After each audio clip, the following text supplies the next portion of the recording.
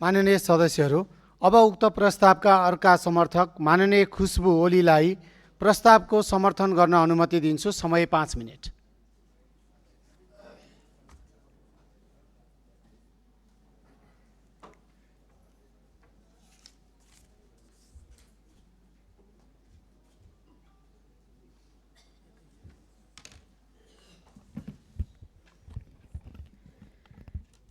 सम्माननीय सभामुख महोदयको अनुमतिले माननीय सदस्य ज्ञानबहादुर शाहीले यस सभाका माननीय सदस्य सरस्वती लामालाई उपसभामुख पदमा निर्वाचित गरियोस् भनी राख्नुभएको प्रस्तावको समर्थन गर्दछु। धन्यवाद।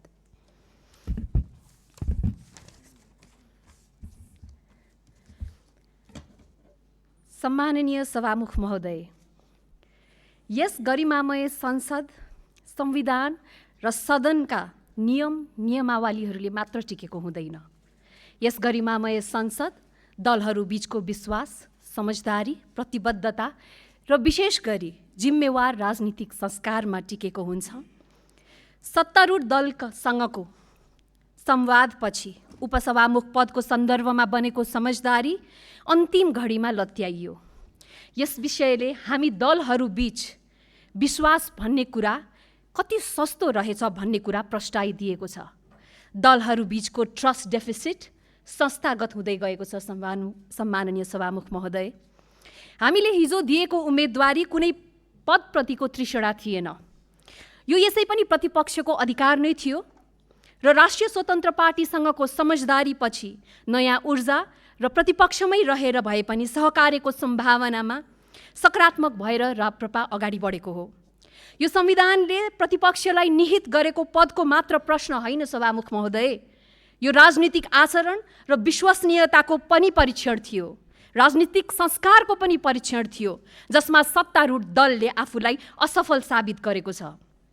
सहकार्यको आधार विश्वास हो भनिन्छ, तर यहाँ त अविश्वासलाई नै नयाँ राजनीतिक संस्कार र नयाँ पोलिटिकल करेन्सीमा परिणत गरियो, संस्थागत गरियो।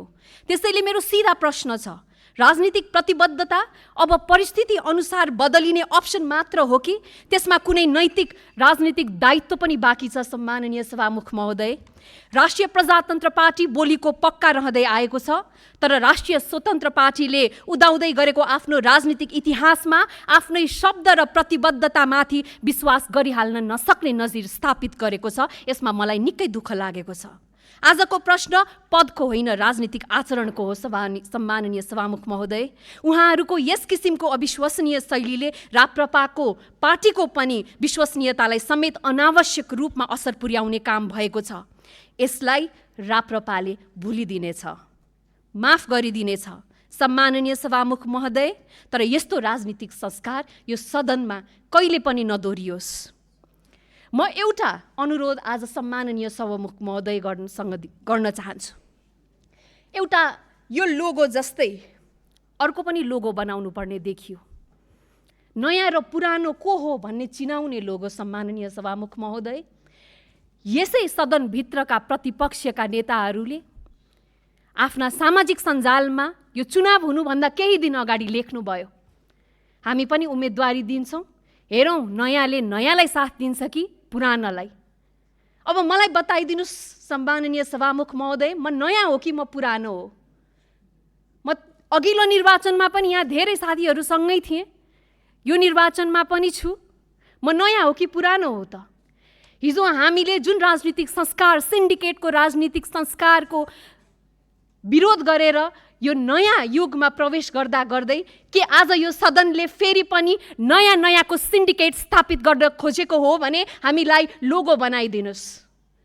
विभिन्न दलबाट सत्ता पक्षमा विजयी हुनुभएका साथीहरू, यहाँहरू पनि पहिला अन्य दलहरूमा हुनुहुन्थ्यो। तपाईहरू नयाँ दल कि पुरानो दल त? यहाँ अग्रजहरू हुनुहुन्छ, उहाँहरू नयाँ कि पुरानो त? नयाँ विचार हुनुपर्छ, नयाँ संस्कार हुनुपर्छ। त्यसलाई हामी स्थापित गरौँ र जुन सिन्डिकेटको राजनीति थियो त्यसलाई अन्त्य गरौँ। र म यहाँहरूलाई अन्त्यमा भन्न चाहन्छु, महिला माननीय ज्यूहरूलाई, आज हाम्रो पार्टीबाट एकजना महिला उम्मेदवार हुँदै गर्दा र देशभरिका मिडियाहरूलाई पनि म प्रश्न गर्न चाहन्छु, के कसैको श्रीमती हुनु हाम्रो पहिचान हो? के एउटा श्रीमान र श्रीमतीको योगदान राजनीतिकमा बराबर हुन सक्दैन? के उनको श्रीमान एउटा पार्टीमा राजनीतिज्ञ छ भनेर आज उसले घरमा बसेर चुलो चौको मात्रै गर्नुपर्ने थियो?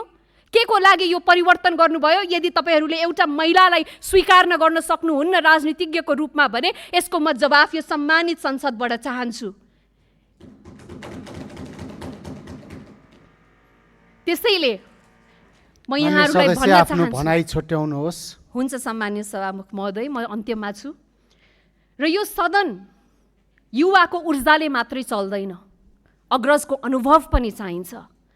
अहिलेको आवश्यकता भनेको यो देशमा युवाको जोस, जाँगर र अग्रजको अनुभव हो।